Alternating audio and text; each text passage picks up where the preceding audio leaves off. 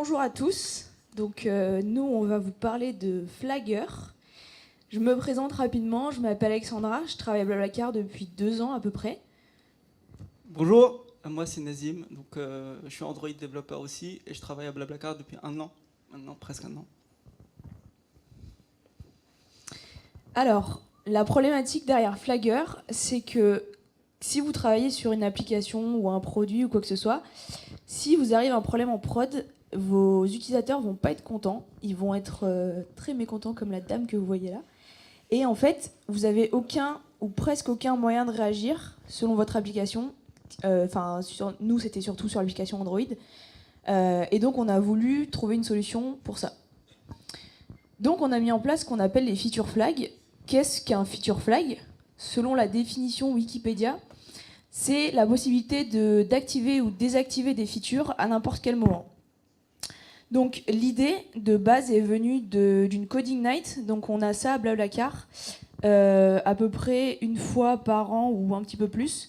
On a 24 heures de live coding. Donc en fait les gens travaillent sur ce qu'ils veulent. Et la première coding night, on a eu ce projet-là qui est sorti sur le web.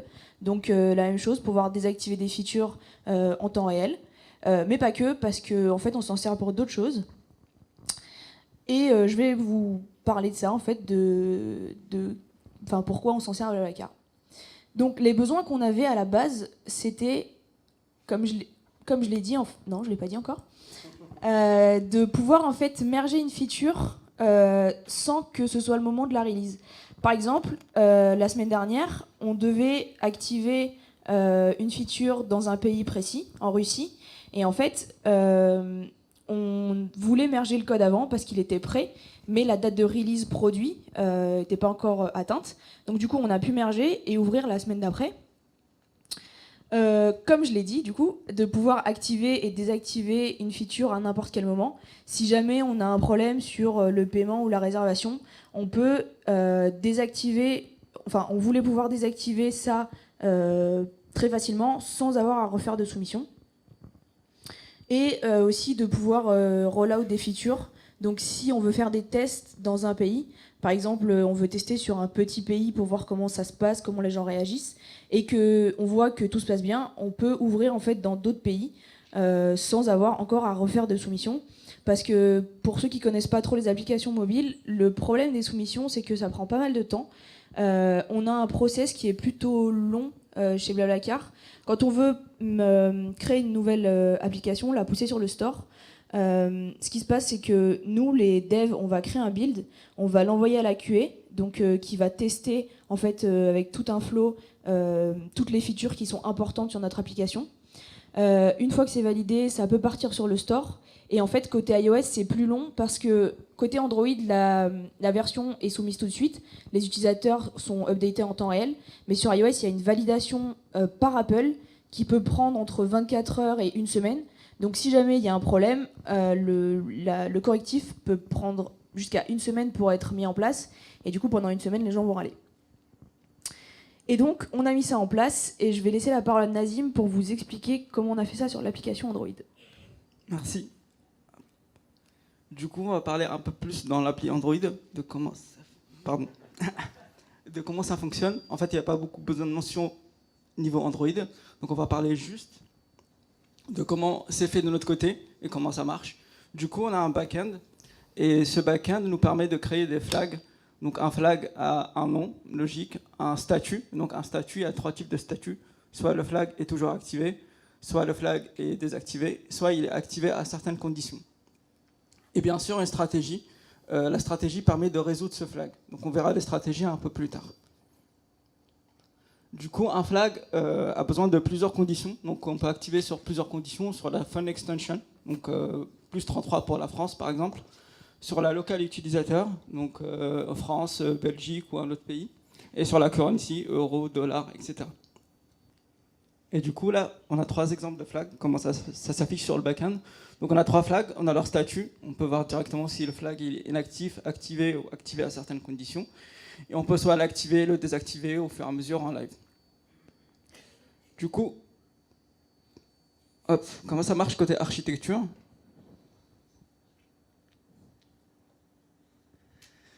Donc on a le back-end. Une fois que vous avez créé votre flag, vous l'avez sauvegardé, le flag est exporté dans un JSON. Donc ce JSON, l'application possède une copie de ce JSON. Elle va taper sur le cloud pour vérifier si une version plus récente du JSON est disponible. Elle va télécharger la version locale. Donc Flagger a 3 composants sur cette partie-là. Donc il y a le loader qui va récupérer le JSON si besoin. Il va le parser, il va stocker tous les flags en local dans le téléphone. D'accord ? Donc une fois les flags sont stockés sur le téléphone, voilà. Ça c'est un exemple d'un JSON qu'on a nous de notre côté. Donc on a le nom, on a la condition. Donc on a le nom de la condition et les opérateurs. On va expliquer toutes les parties au fur et à mesure de comment ça se passe en interne. Un statut, comme on l'a vu tout à l'heure, et une stratégie.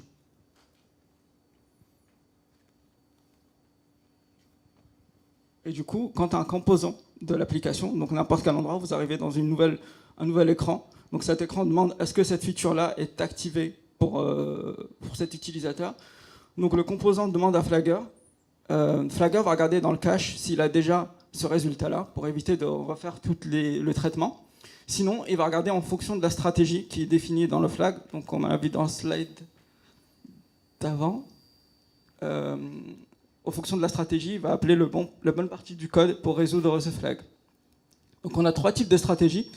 On a unanimous, affirmative et majority.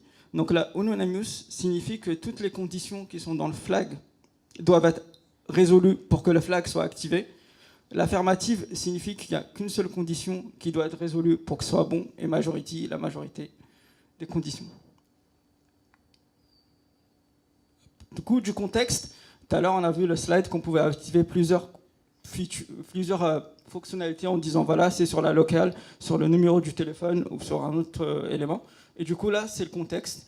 Flagger, il nécessite qu'une chose, c'est le contexte utilisateur. Donc il a besoin du contexte utilisateur. Dans notre cas, sur BlaBlaCar, le contexte utilisateur, ça peut être le local utilisateur, ça peut être la currency, ça peut être une autre information. Du coup, côté Flagger, ce qu'on a juste une interface, donc avec un générique. Donc on prend une map de string, donc ça sera la clé du contexte et une valeur. Du coup, tout est générifié pour que vous puissiez utiliser de votre côté la lib dans vos projets. Et une méthode getValue qui retourne la valeur en fonction d'une clé. Et du coup, dans chaque projet qui inclut Flagger, il y a une implémentation d'un contexte particulier, parce que le contexte dépend de votre cœur de métier et du coup dépend de votre application. Et du coup, vous aurez juste à implémenter cette interface-là, répondre à cette méthode-là, et ça fonctionnera de notre côté. Du coup, par exemple, nous, chez BlaBlaCar, le contexte, c'est plusieurs choses. C'est la locale, la currency, le grade de l'utilisateur, ambassadeur, nouveau, etc. Du coup, on va voir tous les composants au fur et à mesure pour expliquer un peu le fonctionnement de Flagger. Donc le flag, pour nous, c'est quoi? C'est un nom, une liste de conditions, un statut et une stratégie. Donc on a parlé plutôt des statuts et des stratégies. Là, on va parler plus particulièrement des conditions. Ok. Du coup, là, par exemple, sur les statuts des flags, donc on voit qu'on a 3 statuts, donc le toujours activé, le activé à certaines conditions et les inactives. Donc on n'utilise pas des nums, on utilise des string def. Donc ça c'est un peu particulier sur Android. Dès qu'on a une dépendance à un web service ou un truc externe, on utilise des string def parce que c'est plus permissif et on a moins de problèmes et c'est moins gourmand en mémoire, pardon. Et du coup on a un statut. Et pareil, on a la même chose pour les stratégies, donc les 3 stratégies qui sont implémentées par défaut. Donc pour nous une condition c'est un nom, une clé et un opérateur. Donc un opérateur c'est un objet générique qui permet de dire est-ce que cette condition est activée en fonction d'une valeur qui est en entrée.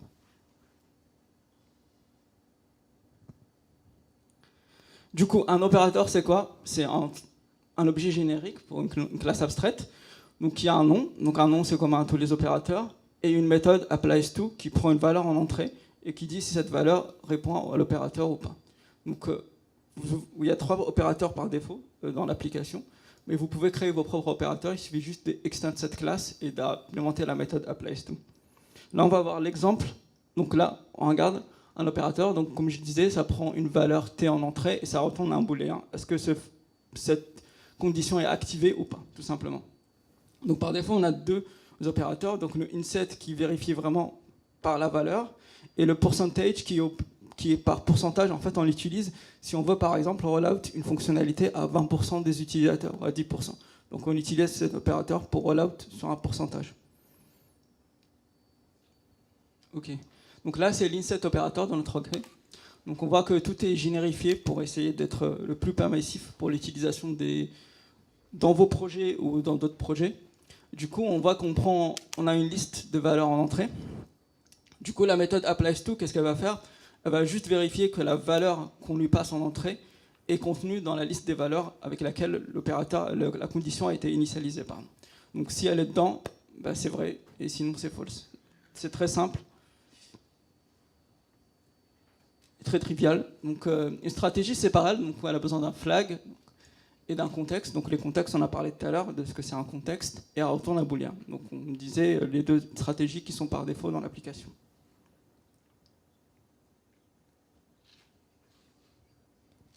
Merci. Et du coup, un exemple pour un flag, est-ce que un flag X est activé? Bah, c'est tout simplement, vous pouvez regarder que en fait la méthode, le if, qui vérifie la condition est assez générique. En fait, on récupère l'opérateur sans savoir de quel type il est.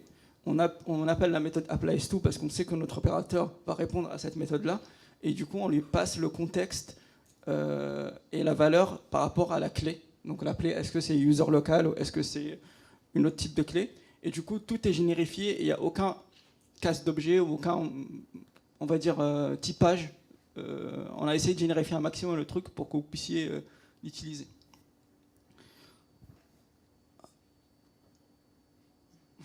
Donc voilà, c'est assez simple, c'est assez trivial, et nous, ça nous sert énormément, quasiment tous les jours, en fait. Donc voilà, c'est assez intéressant. Donc le but aussi, c'est d'avoir votre feedback aussi, que vous puissiez utiliser et avoir un retour.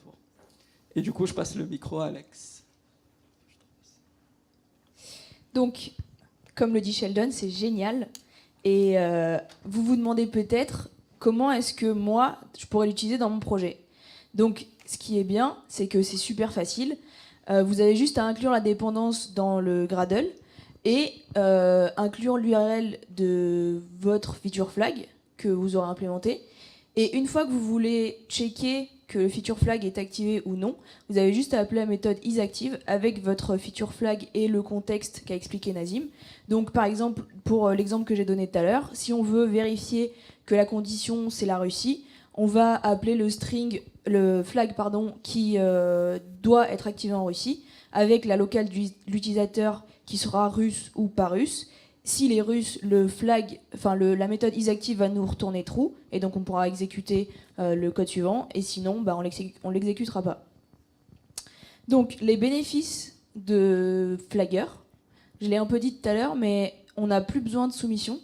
Du coup maintenant, quand on fait quelque chose, on fait un feature flag directement, et soit on l'active directement, soit on l'active plus tard quand la date produit est atteinte.